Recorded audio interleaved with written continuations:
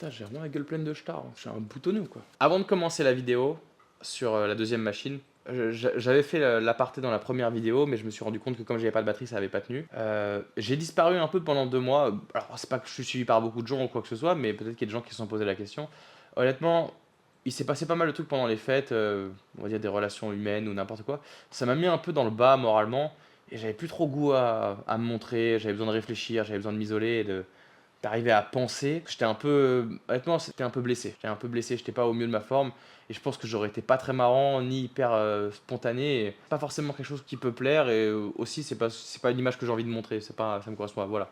Je vais pas m'éterniser là-dessus.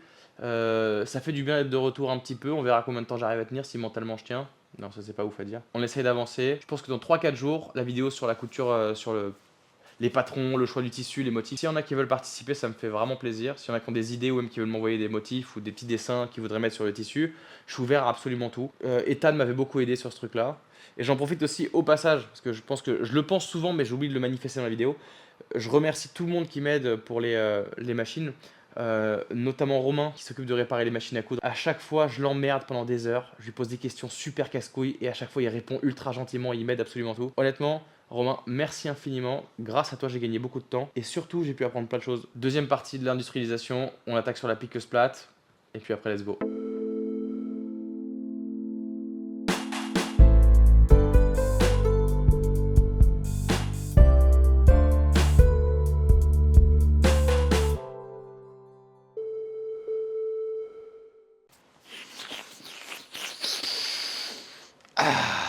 Partie 2. Boubi, tu fais quoi? Tu dis quoi?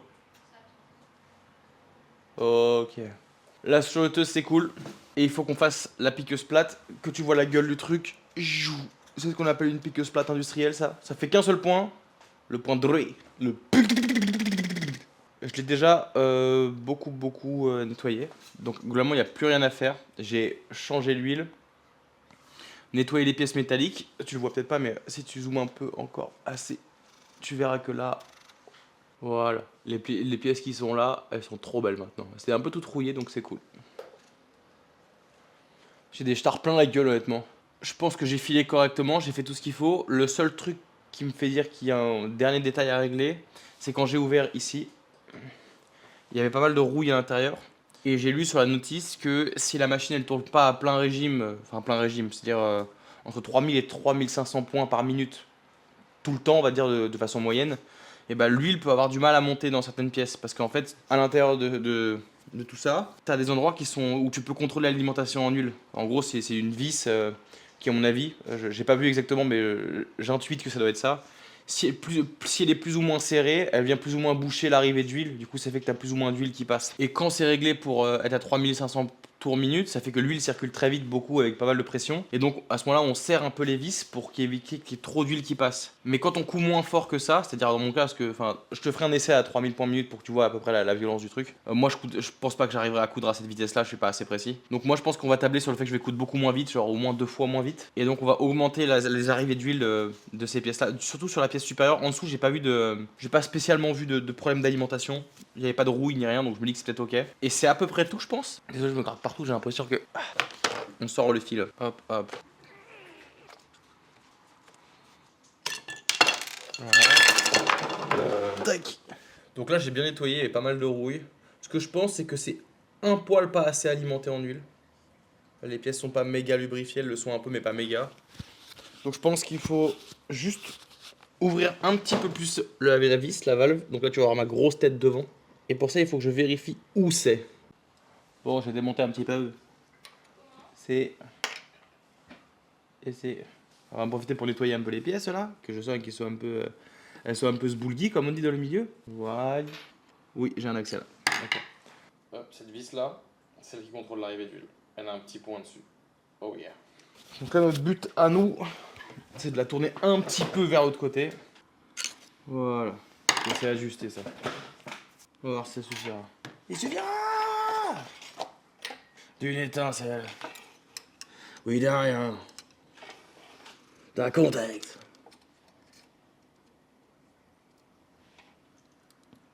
Ok, les trucs ont été replacés. Je pense qu'en fait j'avais pas besoin de démonter et que je peux y avoir accès. Ouais, C'est ça le truc. Ah, je suis trop con, j'y avais accès depuis l'intérieur, j'aurais pas dû démonter. Ok, on remet la plaque.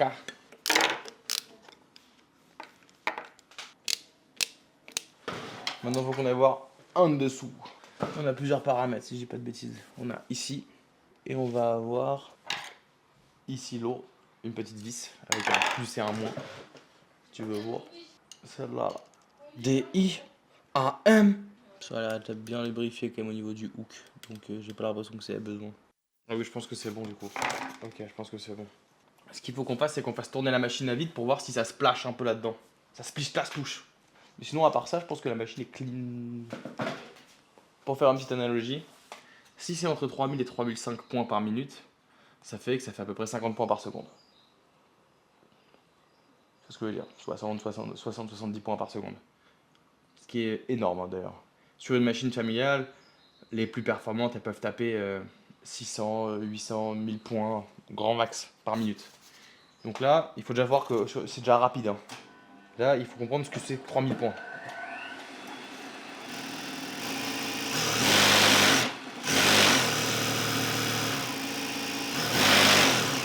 Donc, ce qu'on veut observer dans ces cas-là, pour savoir si ça fonctionne bien, la pression d'huile, c'est un détail, mais c'est ça. Là, tu as un petit voyant. Là. Et ce qu'on veut, lui, là, c'est qu'on voit de l'huile sortir dedans. Donc là, je vais taper un peu de points, et tu vas voir que l'huile va commencer à se lâcher.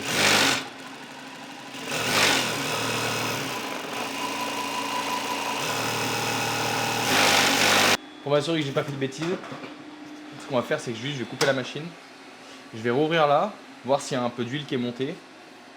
Ça se fait pas aussi rapidement, hein. Mais je pense que ça peut que lui faire du bien. Là. Alors, l'avantage des machines industrielles, c'est la puissance, la robustesse. L'inconvénient, si on peut appeler ça comme ça, c'est la flexibilité. Ça veut dire que, comme pour maintenir une robustesse et une précision, il faut être bien serré partout. Si on met trop de flexibilité dans ce que la machine peut faire naturellement, c'est-à-dire qu'on perd cette qualité-là. Donc, ce que ça veut dire, c'est qu'en fonction du tissu que tu vas travailler, il y a quelques paramètres que tu dois changer à chaque fois sur ta machine industrielle. Écoute, ça m'a l'air parfait. J'ai envie d'ouvrir un poil plus. Et puis on va voir avec le temps, si on voit de l'huile, si on voit l'huile qui coule par l'aiguille, on saura très vite que c'est problématique. Il suffira de juste resserrer ça. Mais là, ça m'a l'air bien, j'ai vu directement, ça a l'air bien, ça a l'air mieux lubrifié maintenant. Donc, yo soy contento. C'est comme ça qu'on dit, Sarah, contento. Donc, comme je disais, la flexibilité sur ces machines-là, elle se règle. En fonction du tissu que j'ai, il va falloir que je change plein de paramètres. La pression du pied presseur, à quel point le fil va être pris en termes de longueur, c'est-à-dire que je vais changer les ajustements de hauteur, de longueur sur les paramètres qui tiennent le fil pour permettre plus ou moins de fil lors du point. Évidemment, la tension du fil directement, elle c'est le paramètre le plus simple à régler. Évidemment, en fonction de la longueur du point aussi, ça peut changer tout ça. Donc c'est pour ça que je pense qu'il y a des grosses qualités à ces machines-là et quelques défauts mineurs. Mais globalement, tu veux une machine à coudre et que tu as un budget de 500 balles, prends une industrielle. À retaper comme ça un peu. Honnêtement, je pense que tu t'en sortiras mieux, c'est tellement plus agréable. Ok, donc là, hop, on est bon. On va faire des tests. Puis la grosse différence aussi, peut-être que vous vous en doutez pas, hein, mais ces canettes-là, elles sont mises verticalement au lieu d'horizontalement sur beaucoup de machines à coudre familiales, ce qui fait que quand ça vient croiser, bah ici, le risque est beaucoup moindre et c'est beaucoup plus fluide. Ce qui fait qu'en général, ça marche mieux. Histoire que tu vois à peu près comment ça se file.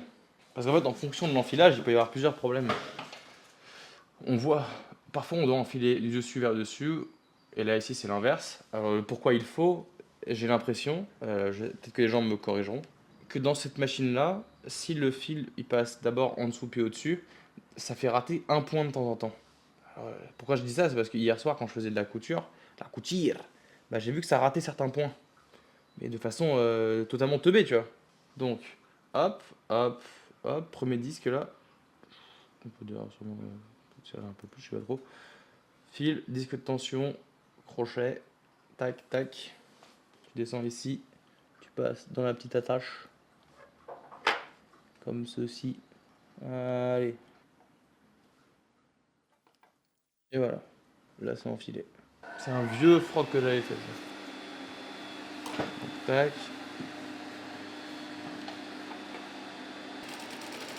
Donc, ça m'a l'air de coudre parfaitement.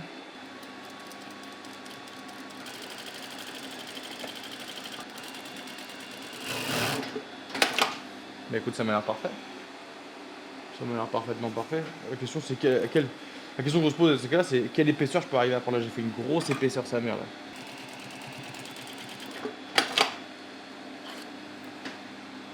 Ah bah ça coûte sans problème. Hein. Quelle quantité on peut monter, tu penses? On teste un peu les limites de la machine. Là, on est quand même sur une sacrée épaisseur là.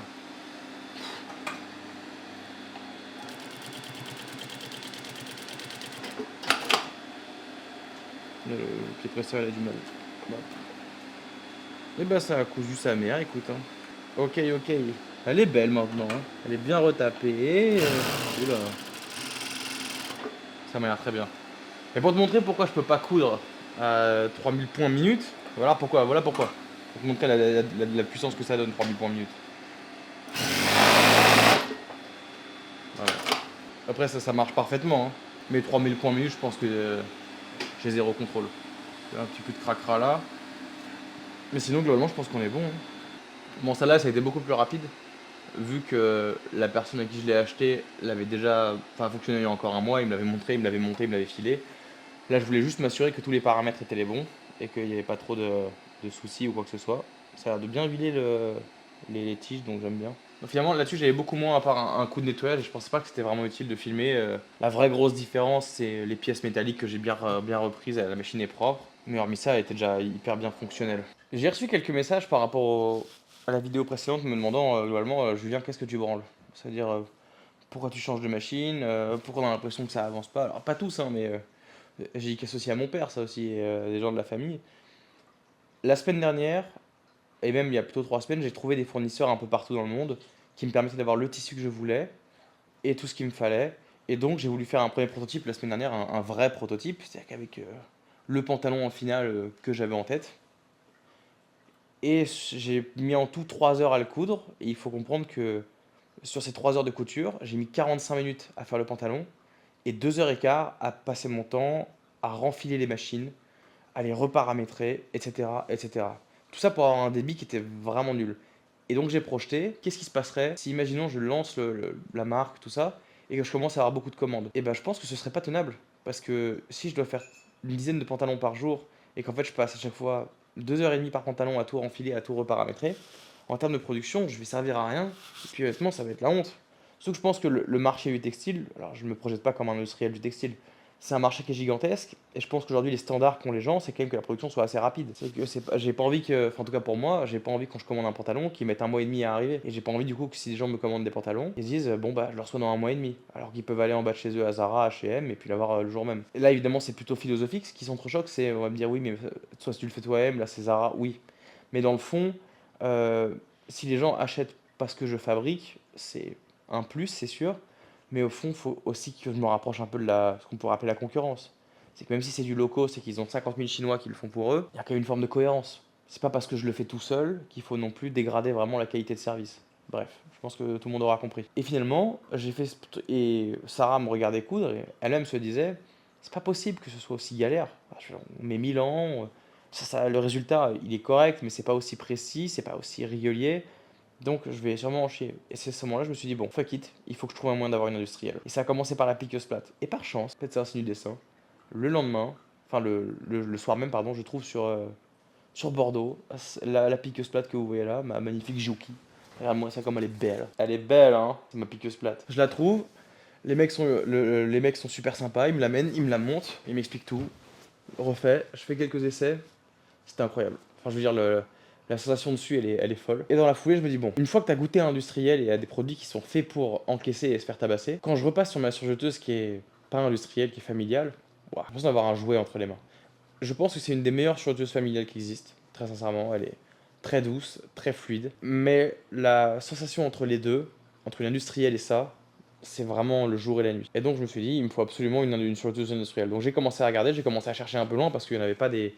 Les gens à qui j'ai envoyé sur Bordeaux ne répondaient pas. Et j'en ai trouvé un à 1 heure de route, la surjeteuse, qui, elle, venait par exemple de prendre sa retraite. Et pareil, je suis allé chercher 1 heure, les gens étaient ultra cool. Et donc voilà, maintenant où on en est globalement. J'ai déposé la marque, j'ai fait les étiquettes, je suis censé recevoir les élastiques pour les pantalons dans pas longtemps. Le dernier point clé, c'est le tissu. J'ai trouvé le tissu que je veux, je vais vous le montrer. Putain, j'ai vraiment la gueule pleine de stars, hein. Je suis un boutonneux quoi. Finalement, j'ai trouvé les tissus que je voulais et ils m'ont envoyé plein d'échantillons. 1, 2, 3, 4 et 5. Globalement, c'est tous des tissus en polyester, tissus synthétiques, qui sont un peu extensibles, qui sont très légers. Parce que je pense que pour un pantalon de muscu, on veut quand même un truc léger. Parce que quand j'ai fait des trucs en molleton qui étaient un peu lourds, je pense que pour s'entraîner, c'est pas agréable. Parce que dès que t'as sué dedans, ça prend un poids monumental. Donc je les ai tous comparés. Un de mes préférés, c'était celui-là. Je suis pas sûr qu'à la caméra, on voit vraiment la texture. C'est un peu rayé en texture. Ils le sont globalement tous. Mais le problème, c'est que, hop, à la lumière, je sais pas si tu le vois, mais c'est vite translucide. Donc je pense que si je fais quelque chose avec ça, le résultat sera pas bon. Celui-là, je l'avais bien aimé. C'était celui que je voulais au départ. Mais en fait, il faudrait que les rayures soient comme ça. Alors pourquoi c'est important? C'est que quand on coupe le tissu, on doit respecter ce qu'on appelle le droit fil. Le droit fil, c'est le sens dans lequel le tissu a été tissé. Si on ne le fait pas, on n'a pas l'extensibilité où on veut. Et surtout, le fil, il va pas, ça peut avoir la même tenue globalement. Donc on évite de faire ça. Pareil pour celui-là, droit fil, pas dans le bon sens, pour moi en tout cas. Et on arrive donc du coup à celui-là. Attends, hop. Celui-là. Et le dernier, celui-là. Les deux me paraissaient très bien, et puis après quelques tests, celui-là est vraiment trop léger. Je pense que celui-là, c'est un peu ce que moi j'appelle les trucs de crasseuse, tu vois. C'est tu sais, c'est des robes un peu hyper fines, globalement, ça moule bien le corps. Pourquoi j'appelle ça des robes de crasseuse, c'est que c'est des robes que les gens mettent tout le temps du coup, et finissent par, tu sais, ils font un peu tout avec, ça finit par avoir des taches un peu de crasseux dessus, des taches de gras et tout, du coup j'appelle ça des robes de crasseuse. Me casse pas les couilles, c'est ma définition. Et donc on arrive sur le dernier, qui lui finalement me semble être à la croisée des chemins d'absolument tout. Il est assez lourd, il est très très doux. Il n'est pas trop transparent, un peu. Les rayures sont dans le bon sens. Le flex, dans ce sens-là, il est très bien. Tandis que dans ce sens-là, il est faible. Un peu plus que dans, il est un peu plus faible que dans l'autre. Ou pas. Ouais, un peu plus faible. Donc ça veut dire qu'il va y avoir une bonne tenue globale, mais aussi une bonne aisance. Maintenant, la dernière étape, c'est de designer le motif qu'on va poser dessus. Parce que là, c'est du tissu blanc, évidemment, je peux l'avoir en toutes les couleurs. Comme c'est texturé en rayures, j'aimerais bien faire un pantalon un peu original et trouver un motif qui me plaît. Donc j'en ai designé quelques-uns déjà. Et je pense que la prochaine vidéo après celle-là, je vais vous proposer plusieurs designs de pantalons. Ça va, je pense, aller de l'extravagant au moins extravagant. Et puis on triera et on choisira ensemble ou pas. Peut-être personne ne regardera parce que peut-être personne ne répondra. Mais si on arrive sur un accord qui nous plaît tous, je pense que je le commande. Il faudra compter un mois avant de le recevoir. J'aurai le temps du coup de m'entraîner et d'avancer. Petit détail pour le note de mois au plus tard, Julien, si tu vois cette vidéo plus tard. Garde en tête qu'on peut changer les moteurs sur les machines industrielles si jamais ça va pas. Juste sur la piqueuse plate, il faut faire attention, il faut comment dire, un synchroniseur d'aiguille parce que comme j'ai un coupe-fil sur la piqueuse plate, il me faut ça. Ça coûte pas très cher, mais pense-y. Ça c'est fait. Prochaine vidéo, on parle de tissu, on parle de patron, on parle de coupe. Et après, je pense qu'on va pouvoir commencer à tout baiser. Voilà. Kiss, peace, zbub zbub.